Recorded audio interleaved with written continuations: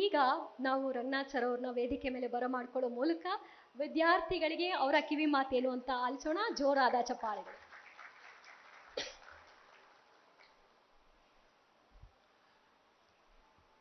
ವೇದಿಕೆಯಲ್ಲಿರುವ ನನ್ನ ಸನ್ಮಿತ್ರರಾದಂತಹ ಶ್ರೀ ಜೋಸೆಫ್ ಅವರು ಮತ್ತು ಮೋಹನ್ ಅವರು ಇಬ್ಬರಿಗೂ ನಮಸ್ಕಾರ. ಮತ್ತು ರಾಮಯ್ಯ ಯೂನಿವರ್ಸಿಟಿಯ ವೈಸ್ ಚಾನ್ಸಲರ್ ಆಗಿರುವ ರೈನಾ ಅವರು ತಮಗೂ ನಮಸ್ಕಾರ. ಎಂದಿನಂತೆ ನಮ್ಮ ಭಾಷಣಗಳನ್ನು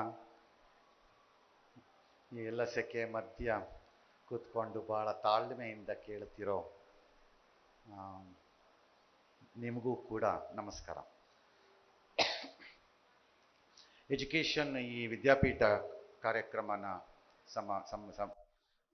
ಅವರು ಮಹಾಕುಂಭ ಅಂದರು. ಒಂದು ರೀತಿ ಕುಂಭಮೇಳನೇ ಅದು, ಅಷ್ಟು ಜನ ಸೇರೋದು ಅಂತಂದರೆ ಅಂತ. ಒಂದೇ ಒಂದು ಏನಪ್ಪ ವ್ಯತ್ಯಾಸ ಅಂದರೆ ಆ ಮಹಾಕುಂಭಗೂ ಇಲ್ಲಿಗೂ ಅಲ್ಲಿ ಜನ ಸಿಕ್ಕಾಪಟ್ಟೆ ಸೇರಿದ್ರು. ಇಲ್ಲಿ ನಮ್ಮ ಎಜುಕೇಷನ್ ಇನ್ಸ್ಟಿಟ್ಯೂಷನ್ ಸಿಕ್ಕಾಪಟ್ಟೆ ಸೇರಿಸ್ಬಿಟ್ಟಿದ್ದೀವಿ. ಹೀಗೆ ನೀವು ಜನ ಸೇರಬೇಕಷ್ಟೇ ಬಾಕಿ ಇರೋದು. ಪ್ರತಿ ವರ್ಷದಂತೆ ಈ ವರ್ಷನೂ ನನ್ನ ಸಹೋದ್ಯೋಗಿಗಳು ಇದನ್ನು ಆರ್ಗನೈಸ್ ಮಾಡಿದ್ದಾರೆ. ಹೆಚ್ಚಿನ ಇನ್ಸ್ಟಿಟ್ಯೂಷನ್ಸನ್ನು ಕರ್ಕೊಂಡ್ಬಂದಿದ್ದಾರೆ. ಒಂದು ಇನ್ಸ್ಟಿಟ್ಯೂಷನ್ಸನ್ನು ಹೆಚ್ಚಿನ ಸಂಖ್ಯೆಯಲ್ಲಿ ಕರ್ಕೊಂಬರೋದು ಅಂತಂದರೆ ಅದು ಎರಡು ಅಂಶಗಳನ್ನು ತೋರಿಸುತ್ತೆ. Number 1, education still a growing ಸೆಕ್ಟಾರ್ನಲ್ಲಿ ಇನ್ನೂ ಇದೆ. Everybody wants to grow. ಹೊಸೊಬ್ಬರು ಒಳಕ್ಕೆ ಬರಕ್ಕೆ ಜಾಗ ಇದೆಯೇನೋ ಅಂತ ಒಂದನ್ನು ಅನಿಸುತ್ತೆ. ಇಲ್ಲಿದ್ರೆ ನಂಬರ್ಸ್ ಇಳಿತಾ ಹೋಗ್ಬಿಡುತ್ತೆ. ಎರಡನೇದು ಏನು ಅಂತಂದರೆ, ಯಾರು ಆರ್ಗನೈಸ್ ಮಾಡ್ತಿರ್ತಾರೆ ಸಾಮಾನ್ಯವಾಗಿ ಈ ಪ್ರಕರಣದಲ್ಲಿ ನಾವಿರಬಹುದು, ಒಂದು ಹೆಚ್ಚಿನ ಟ್ರಸ್ಟ್ ವ್ಯಾಲ್ಯೂ ಇರಬೇಕು. ಆಗ ಸಂಸ್ಥೆಗಳು ಹೆಚ್ಚು ಬರ್ತಾರೆ, ಜನನೂ ಬರ್ತಾರೆ. ಈ ರೀತಿಯ ಎಜುಕೇಷನ್ ಎಕ್ಸ್ಪೋಗಳು ನಮ್ದೊಂದೇ ಈ ಪ್ರಪಂಚಕ್ಕೆ ಅಂತ ನಾನೇನು ಹೇಳ್ತಿಲ್ಲ. ನಮ್ಮ ಥರನೇ ಬಹಳ ಬೇರೆಯವರು ಮಾಡ್ತಿರ್ತಾರೆ. ಆದರೆ ನಮ್ಮಲ್ಲಿ ಒಂದು ಪ್ಯಾಷನ್ನು ಒಂದು ಎಕ್ಸ್ಟ್ರಾ ಓಡ್ತಾ ಇರುತ್ತೆ. ಇಲ್ಲಿ ಭಾಳ ದೊಡ್ಡ ಆಸಕ್ತಿಯಿಂದ ಮಾಡಿದ್ದಾರೆ ನಮ್ಮಲ್ಲಿ. ಆ ಕಾರಣಕ್ಕೆ ನನಗೆ ಇಲ್ಲಿ ಹೆಚ್ಚಿನ ಸಕ್ಸಸ್ ಆಗತ್ತೆ ಅನ್ನೋ ನಂಬಿಕೆ ಮತ್ತು ವಿಶ್ವಾಸ. ಭವಿಷ್ಯದಲ್ಲಿ ಎಜುಕೇಷನ್ಗೆ ಏನಾಗತ್ತೆ ಅನ್ನೋದ್ರ ಬಗ್ಗೆ ಬಹಳ ಚಿಂತೆಗಳು ಮಾತುಗಳು ನಡೀತಾ ಇದೆ. ಏನೇನೂ ಆಗೋಗತ್ತೆ ಅಂತ ಭಾಳ ಜನ ಅಂದ್ಕೊಂಡಿದ್ದಾರೆ. ಪರ್ಟಿಕ್ಯುಲರ್ಲಿ ಮೋಹನ್ ಹೇಳ್ತಾ ಇದ್ರು ಆರ್ಟಿಫಿಷಿಯಲ್ ಇಂಟೆಲಿಜೆನ್ಸು ಅಂತ. ನಾನು ನಮ್ಮದೇ ಫೀಲ್ಡಿಂದ ಒಂದು ಸಣ್ಣ ಎಕ್ಸಾಂಪಲ್ ಕೊಡ್ತೀನಿ ನಿಮ್ಗಳಿಗೆ. ಪೇಪರ್ಗಳು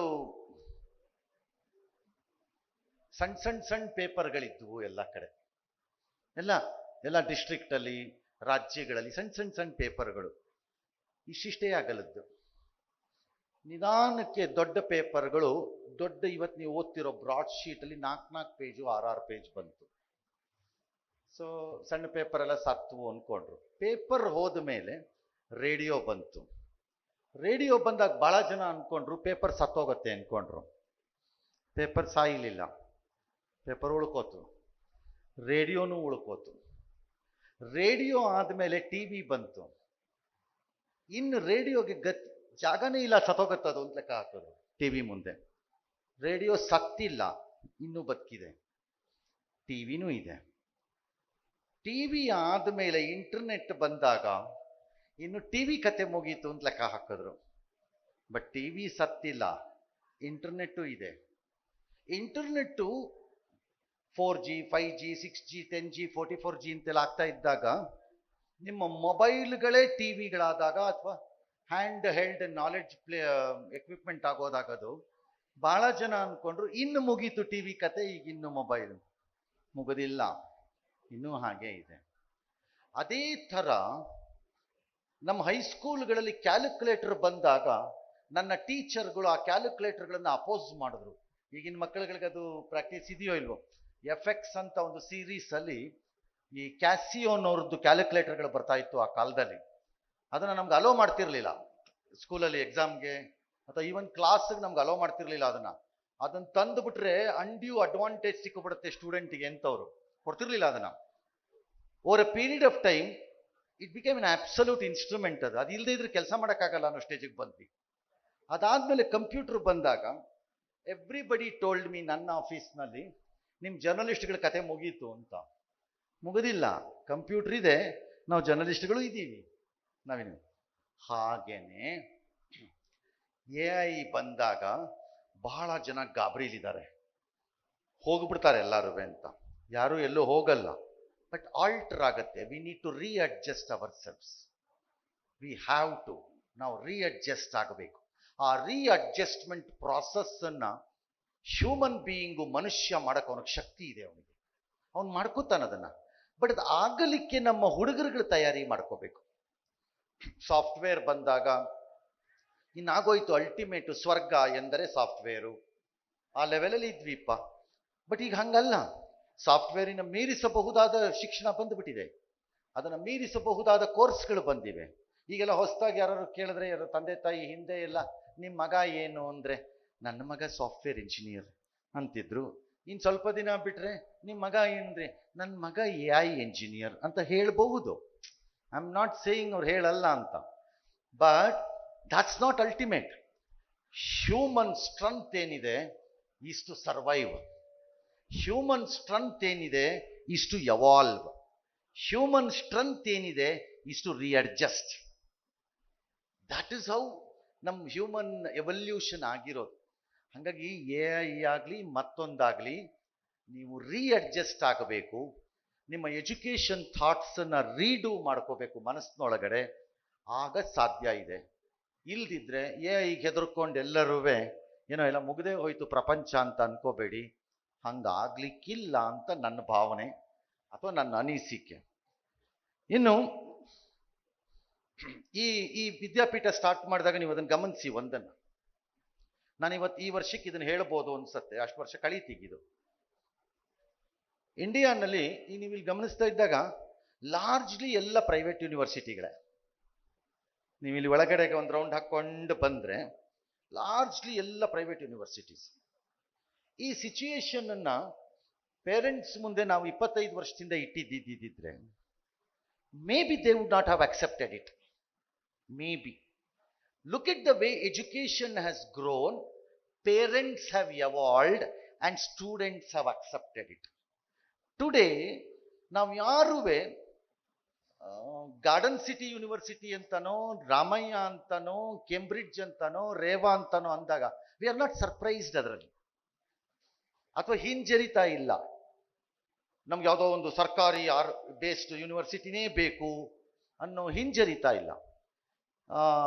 ಕಾರಣ these universities have evolved and grown. ಈಗ ನನ್ನ ಲೆಕ್ಕಾಚಾರದಲ್ಲಿ ಖಾಸಗಿ ಯೂನಿವರ್ಸಿಟಿಗಳು ಏನೇನು ಬಂದಿದ್ದಾರೆ ಅವರು ಸೆಟಲ್ ಡೌನ್ ಆಗ್ತಾ ಇದ್ದಾರೆ. ಈಗ they are also settling down.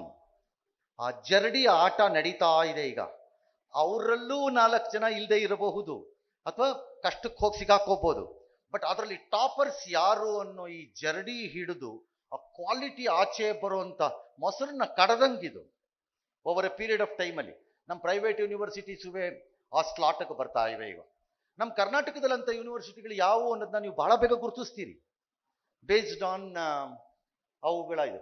ಒಂದು ಯೂನಿವರ್ಸಿಟಿ ಅಂತಂದ್ರೆ 100 ಎಕರೆ ಜಮೀನು ಹಾಕಿಬಿಟ್ಟು ಬಿಲ್ಡಿಂಗ್ ಹಾಕಕ್ಕಲ್ಲ.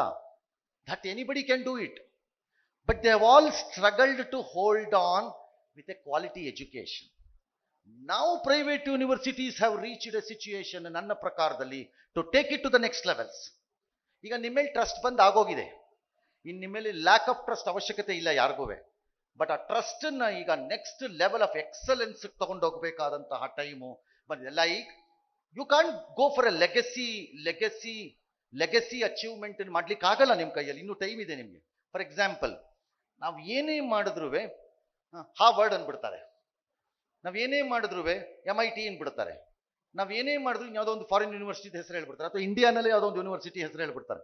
IIT ಬಾಂಬೆ ಅನ್ಬಿಡೋದು, IIT ಚೆನ್ನೈ ಅನ್ಬಿಡೋದು. I am not downgrading IIT Chennai or IIT ಬಾಂಬೆನ. ನಮ್ಮಲ್ಲಿರೋ ಇವತ್ತು ಬಹಳ ಪ್ರೈವೇಟ್ ಯೂನಿವರ್ಸಿಟೀಸ್ ಅಲ್ಲಿ ಈ ಟಾಪ್ ಲೆವೆಲ್ ಯೂನಿವರ್ಸಿಟೀಸ್ ಅಂತ ಏನ್ ಕರೀತಿದ್ದೀರಿ, ಅದರಲ್ಲಿರೋ ಎಕ್ಸಲೆನ್ಸ್ಗೆ ಕೊರತೆ ಇಲ್ಲದೆ ಇರೋ ಎಲ್ಲವೂ ಇದೆ.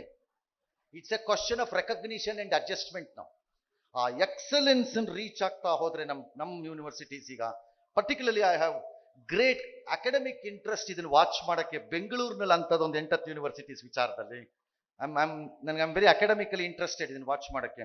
ಆದರೆ ನಥಿಂಗ್ ಕ್ಯಾನ್ ಸ್ಟಾಪ್ ಅಸ್. ಇದನ್ನ ನಾವು ಪಾಸ್ ಮಾಡಿದ್ರೆ ಈ ಟೆಸ್ಟ್ ಅನ್ನ, the so called migration of the Indian students to abroad ಅನ್ನ we should be able to stop it in a largely if not fully. Because ಆ ಮೋಹನ ಕಂಪ್ಲೀಟ್ ತೆಗೆದಾಕ್ಬಿಡ್ತೀವಿ ಅಂತ ಅನ್ನೋ ಸ್ಟೇಜಲ್ಲಿ ನಾನಿಲ್ಲ. ಬಿಕಾಸ್ ಐ ನೋ ಇಟ್, ಆ ಮೋಹ ಮತ್ತು ಆ ಸೆಳೆತ, ಆ ಸೆಡಕ್ಷನ್ ಹೆಂಗಿರುತ್ತೆ ಅದರದ್ದು ಅನ್ನೋದು I can understand that. So largely we can control it, and that is the day I think our private education, particularly the universities where passion is running so high, ಇವರುಗಳಿಗೆಲ್ಲರಿಗೂ ಅದು ಸಾರ್ಥಕ ಆಗತ್ತೆ ಅಂತ ಅನ್ಸತ್ತೆ. ಈ ರೀತಿಯ ಸಾರ್ಥಕತೆಗಳ ಹೆಜ್ಜೆಗಳನ್ನ ಇವರು ಎಲ್ಲಿಗೆ ಹಾಕ್ತಾ ಇದ್ದಾರೆ ಅನ್ನೋದನ್ನ ನೀವು ಪೇರೆಂಟ್ಸ್ ಅರ್ಥ ಮಾಡ್ಕೊಳ್ಳಕ್ಕೆ ಈ ತರದ ಒಂದು ಆನ್ಯುವಲ್ ಇವೆಂಟ್ ಇಂಪಾರ್ಟೆಂಟ್. ಈ ಇವೆಂಟ್ ಅಲ್ಲಿ ಅವ್ರವ್ರ ಸ್ಟಾಲ್ಗೆ ನೀವು ಹೋಗಿ, what is that they have done, what is that they have improved over year of year, what is the new course they have brought, what is the purpose of that course, how will this course help me, ಇದನ್ನ understand ಮಾಡ್ಕೊಳ್ಳಕ್ಕೆ ನಿಮಗೂ ಇದೊಂದು ಅದ್ಭುತವಾದ ಜಾಗ, ಅವ್ರಿಗೂ ತಾವು evolve ಆಗ್ತಿರೋದನ್ನ ಹೇಳಕ್ಕೆ ಒಂದು ಅದ್ಭುತವಾದ ಜಾಗ.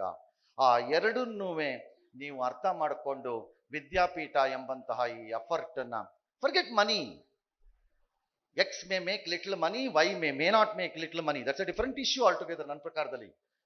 ಬಟ್ ದ ವೆರಿ ಫ್ಯಾಕ್ಟ್ ಇಂಥದ್ದೊಂದು ಒಕೇಶನ್ ಸಿಕ್ಕೋದಿದೆಯಲ್ಲ, ದ್ಯಾಟ್ ಇಸ್ ವೆರಿ ಕ್ರಿಟಿಕಲ್ ಅಂತ ನನ್ನ ಪ್ರಕಾರದಲ್ಲಿ ಅನ್ನಿಸ್ತಿದೆ. ಹಾಗಾಗಿ ಪೇರೆಂಟ್ಸ್ ಯೂಸ್ ಮಾಡ್ಕೊಳ್ಳಿ ಅಂತ ಹೇಳಿ ಎಲ್ಲರಿಗೂ ಒಳ್ಳೇದಾಗ್ಲಿ. ಐ ಹೋಪ್ ನಮ್ಮ ಗೌರ್ನಮೆಂಟ್ಗಳುವೆ ಇವ್ರಗಳ ಜೊತೆ ನಿಲ್ತಾರೆ ಅಂತ ಅನ್ಕೊಂಡಿದ್ದೀನಿ ಮುಂದೆ. I don't know, that's my next dream. ಈಗ this is my next dream. My dream is, for example, the government of India now, if I can give you ಒಂದು ಸ್ಮಾಲ್ ಸ್ಟ್ಯಾಟಿಸ್ಟಿಕ್ಸ್ ನ, 2014 the defence export from the country ಒಂದು 680 crore. Defence export from the country ಒಂದು 680 crore. 2024-25 the defence export from India ನಮ್ಮ ಕಂಟ್ರಿಯಿಂದ 24,000 crores. Indian defence exports 14,680. 24 we are 24,000 crores. Okay, private sector ನಲ್ಲಿ defence equipments ನ manufacture ಮಾಡ್ತಾ ಇದ್ದಿದ್ದು ಸೇ 2009 to 2010 levels ಅಲ್ಲಿ, ಅಂದ್ರೆ ಆ ವರ್ಷದಲ್ಲಿ ಒಂದು 30,000 ಕೋಟಿ, ಅಂದ್ರೆ ಯಾರು HAL ಈ ತರದವ್ರು. ಇವತ್ತು defence manufacturing in the private sector, I am talking defence manufacturing in private sector is 1.3 lakh crores.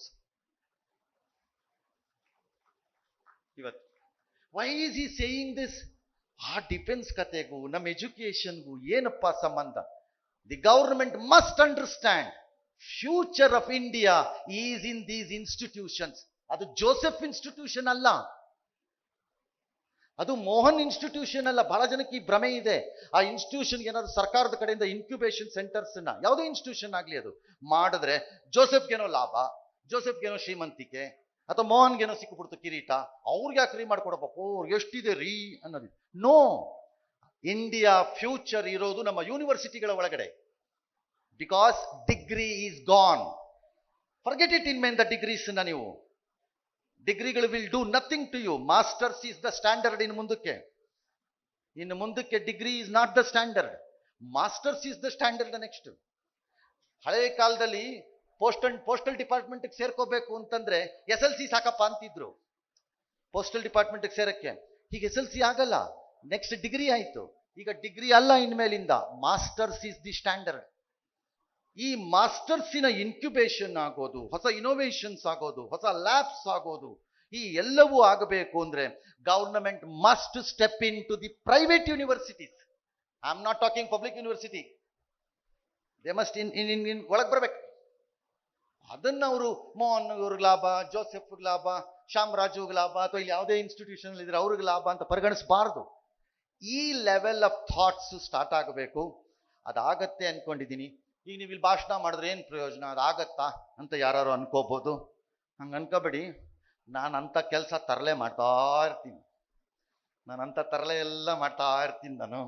ಆ ತರಲೆಯ ಒಂದು ಭಾಗ ನಾನು ಈಗಾಗಲೇ ಪ್ರಾರಂಭ ಮಾಡಿದ್ದೀನಿ. ಆಕ್ಚುಲ್ ಆಗಿ ಹೇಳ್ಬೇಕು, ಅದರಿಂದ ಏನಾಗುತ್ತೋ ಬಿಡುತ್ತೋ ಗೊತ್ತಿಲ್ಲ, but I will do it. ನಾನು ಸುಮ್ಮನಿರಲ್ಲ, ನಾನು ಮಾಡ್ತೀನಿ ಆ ಕೆಲಸನ. ಹಂಗಾಗಿ ನೀವೆಲ್ಲ ನಮ್ಮ ಜೊತೆ ಪದೇ ಪದೇ ಎವ್ರಿ ಇಯರ್ ಸೇರ್ಕೋತೀರಿ. Every year you are showing up your improvements ಅನ್ನು. A stagnated university or any educational institution will have no future ಮುಂದಕ್ಕೆ. You need to keep innovative, you need to keep more creative. ಆಗ ಆಗ್ಲಿಕ್ಕೆ ಸಾಧ್ಯ ಇದೆ ಅನ್ಸತ್ತೆ. I hope all of you will do well. ನಮ್ಮ universities have reached a situation where we can proudly say we have these institutions today.